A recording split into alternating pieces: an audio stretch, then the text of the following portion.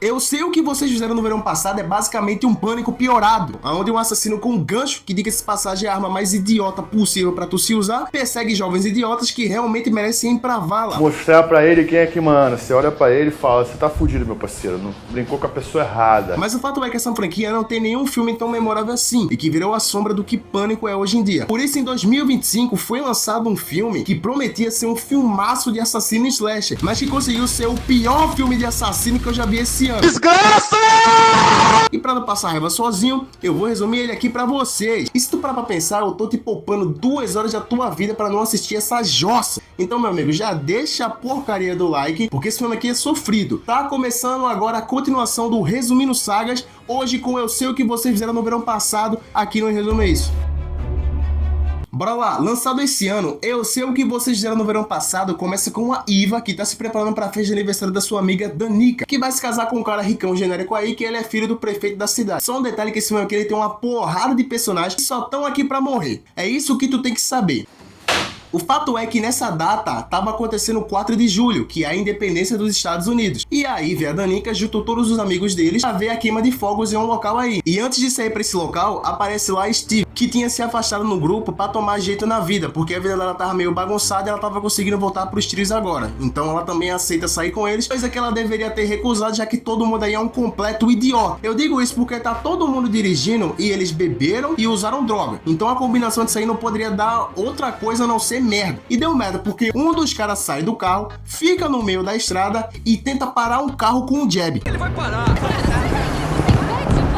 Idiota! Aí, claro que um carro passa e atropelar esse maluco, coisa que deveria realmente ter acontecido, só que esses idiotas, eles continuam no meio da estrada. E aí, do nada, aparece um carro, tenta desviar desse doente que tá no meio da estrada e o carro acaba caindo no precipício. E também, por consequência, acaba matando o ocupante que tá lá dentro. Puta que pariu, fudeu. E aí, tu já viu, claramente isso aqui é um homicídio culposo. Os caras não queriam matar o motorista do carro, mas pelo fato deles serem idiotas, eles acabaram condenando o coitado. Aí eles ficam discutindo o que eles vão fazer. E a decisão óbvia é que era para eles ficarem no local e chamarem a polícia para quando eles chegarem lá e eles explicarem o que aconteceu. Até porque se tu parar pra pensar, quem ia rodar no meio dessa história foi esse idiota que ficou no meio do asfalto. Mas isso não acontece. Eles simplesmente chamam a polícia e eles saem dali, sem dar informação nenhuma. E aí tem aquela velha história que acontece no primeiro filme, né? Que eles combinam que nada disso aconteceu e que eles a partir daí não vão tocar mais no assunto. Até porque se eles não se lembram, não aconteceu. O Brasil que eu quero é um Brasil sem jovem, né? Jovem tem que acabar. Mas enfim, o fato aqui é que se passa um ano e esse grupo de jovens aparentemente se separou. Até porque ninguém queria se lembrar do fato que tinha acontecido naquela noite. Só que a Danica, ela tava pra se casar de novo. Sim, ela meio que trocou de noiva aqui, né? Porque o noivo passado ficou traumatizado com essa história toda e virou um alcoólatra. E no meio dessa festa, que ela chamou todos os amigos dela pra comemorar, ela recebe um bilhete. E nesse bilhete tava escrito: eu vou matar você e quem não deixar o like no vídeo. Ai, caralho! Na verdade tava escrito: eu sei o que vocês fizeram no verão passado. Mas assim, pra garantir, é bom tu deixar o like no vídeo. Evidentemente a Danica ela fica assustada e ela chama os amigos dela que estavam naquela comemoração pra discutir quem poderia ter feito aquilo. E aí de início ela pensa que foi o ex-namorado dela. Só que pô, eles vão lá, conversam com esse cara e fica evidente que não foi ele. E fica mais evidente ainda que não foi ele quando um cara, do nada, ele aparece na casa do noivo da Nica e dá cabo dele. Para. Uma cena completamente idêntica à cena de abertura de Pânico 5. Eu estava olhando algumas fotos antigas e elas são quase iguais.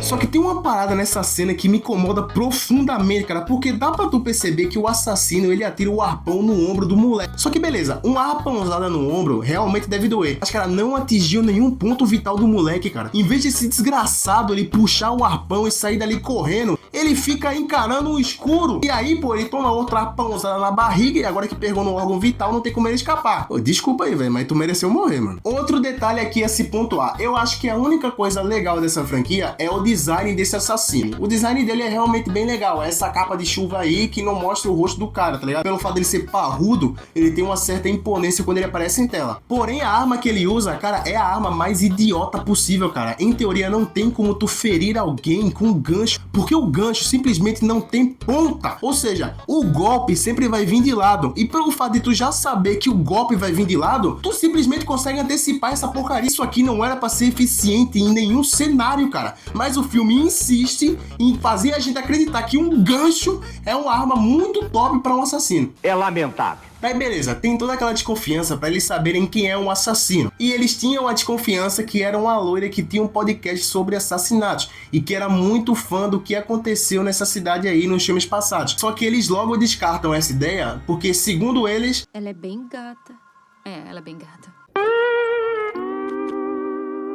E como novamente o filme quer surpreender a gente descobre que o assassino não era essa loira. Até porque ele aparece lá pra dar cabo da Eva. Só que a Eva aqui, mano, ela é malaca das ideias. Porque ela consegue desviar do golpe do assassino e consegue apunhalar o ombro dele. E daí, pô, ele desiste de ir atrás da Eva e vai atrás dessa loira daí. E ele consegue capturar essa loira, porque essa loira é tão idiota que ela para de correr do assassino e ela do nada começa a caminhar.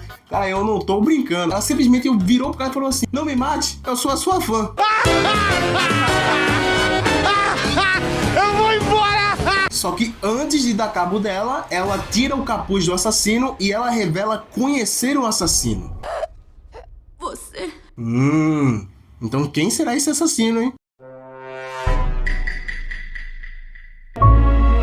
E cara, vamos lá, a essa altura do campeonato a gente já vê que isso aqui vai ser aquele filme de terror genérico que vai te irritar pela estupidez dos personagens, porque eles não parecem pessoas comuns agindo. Fora que esse roteiro, ele é todo bagunçado, cara, porque as coisas elas acontecem uma em cima da outra e parece que não tem uma coisa ligando entre elas. E tudo isso vai piorando à medida que o filme vai passando, porque eles tentam criar esse mistério de quem é o assassino, só que eles nunca chegam a lugar nenhum, porque eles não deixam a gente teorizar e parece que sempre estão jogando personagens novos pra gente desconfiar. Só que esses personagens novos não têm tempo suficiente de tela pra gente desconfiar deles.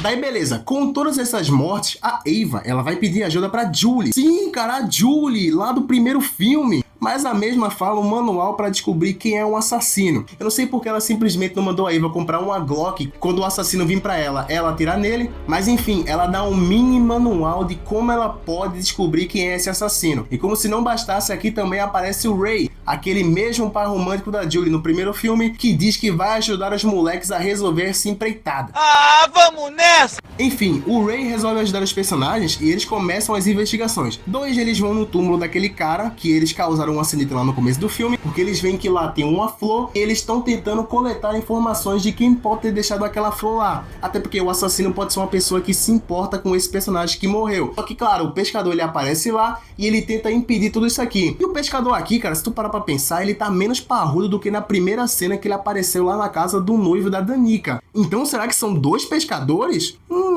Suspeito. Fato é que o pescador ele mata um coveiro e ele vai atrás pra matar a Danica, que ela só não é morta porque o ex da Danica aparece lá e salva ela. E como o roteiro favorece o pescador, ele simplesmente se teletransporta porque o namorado da Danica olha pro lado 3 segundos e ele simplesmente fugiu. Todos se reúnem na casa da Danica, até porque eles pensam assim, se a gente estiver juntos, o pescador não vai aparecer aqui, né? Afinal, são 5 pessoas contra 1. Só que, cara, tem um dos jovens que ele simplesmente resolve sair da casa, ele resolve sair do único ambiente seguro que ele tá, pra tomar um ar lá fora. Simplesmente revoltante. E o que tu acha que acontece? O pescador aparece lá e dá cabo desse jovem. Outro aqui que morreu porque ele é um completo idiota. Bora até relembrar aqui. A primeira estupidez foi o cara tentar trocar soco com um carro. Cara, isso aqui é muito idiota. A segunda estupidez foi a loira parar de correr e fugir do assassino caminhando. E agora a gente tem essa terceira estupidez aqui, que o cara sendo perseguido por um maníaco, psicótico, sádico e assassino, ele sai de casa pra tomar um ar. Por que então criam personagens que são sempre cornos? Todos são cornos.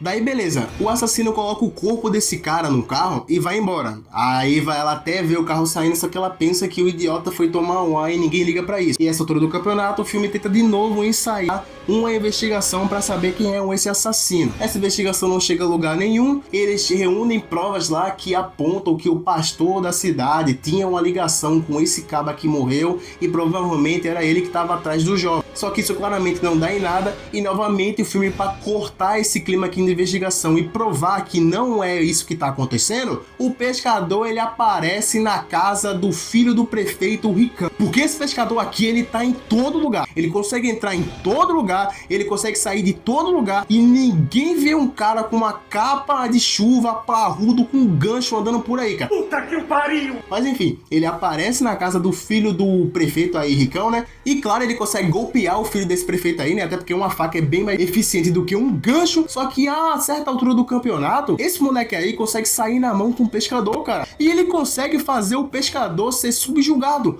O pescador cai no chão e ele cospe na cara do pescador. E na próxima cena, o cara tá no chão todo furado e o pescador aparece lá pra dar cabo dele. O quê?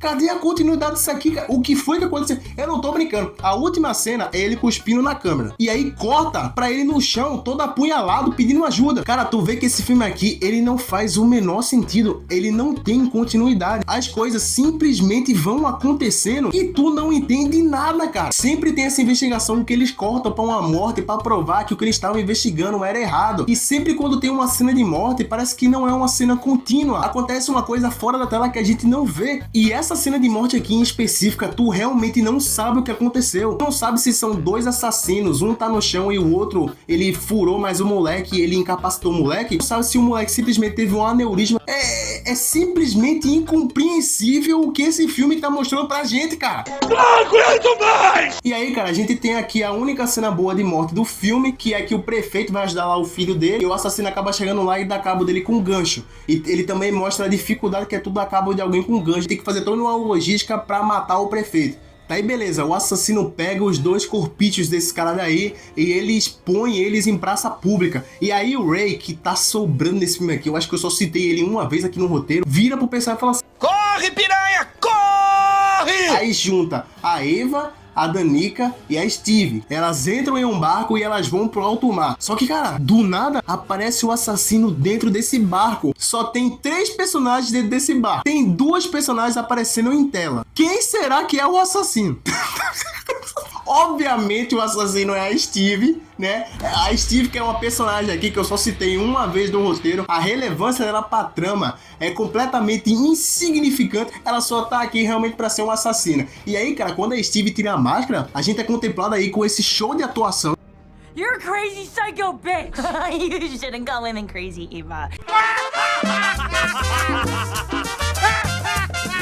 A Steve tá fazendo isso tudo porque aquele cara que eles fizeram o carro capotar e cair do precipício era o namoradinho da Steve. E aí, cara, tem toda uma perseguição lá no barco, tem uma briga mó feia dela com a Danica. E aí, cara, o Ray, ele chega lá com a Glock, a Eva também pega um sinalizador, tentam convencer a Steve a não matar a Danica. Só que, cara, a Steve, ela tava poucas ideias e ela dá uma ganchada na Danica e empurra ela pro alto mar.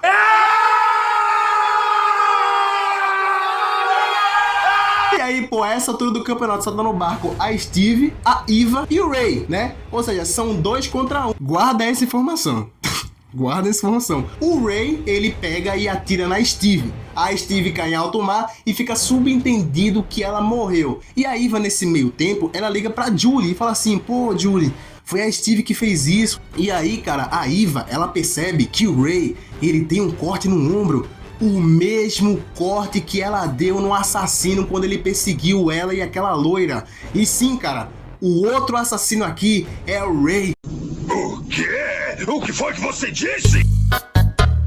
E aí, cara, é a partir daqui tu vai ter uma raiva tremenda desse filme e vai concordar comigo, cara, que nada aqui faz sentido. Se o Ray era o assassino, por que diabos ele atirou na Steve e não matou a Eva naquela hora no barco, cara? Tinha 2 pessoas lá naquele barco, eram 2 contra 1. Vale ressaltar que o Ray ainda tava armado, era só dar um tiro na garota e pronto, cara. Cara, eu não sei o que falar, eu não sei o que argumentar aqui, cara. Vamos continuar que essa porra aqui já tá acabando, cara. E aí, beleza, tem todo aquele clichê do Ray contando o plano dele, falando que ele tá fazendo tudo isso porque a galera esqueceu do que aconteceu naquele dia. Mas qual é a lógica disso, cara? Só que a Eva, ela chega lá, ela dá uma arpãozada no Ray e ela mata o Ray. E aí, cara, a Danica, ela é um super-humano, né? Já que ela mesmo com um bucho furado por um gancho, ela aparentemente nadou do alto mar pra costa e ela conseguiu encontrar alguém que levasse ela pro hospital. Porque, cara, aparentemente vai ter uma continuação dessa jossa aqui, tá? Puta que pariu. Tem uma cena pós-crédito que mostra aquela menina lá do segundo filme, que eu nem sei mais o nome. Julie chega na casa dela e elas falam assim, nós vamos ter que dar cabo desse novo assassino. E aí a amiga dela fala assim, vamos botar pra fuder.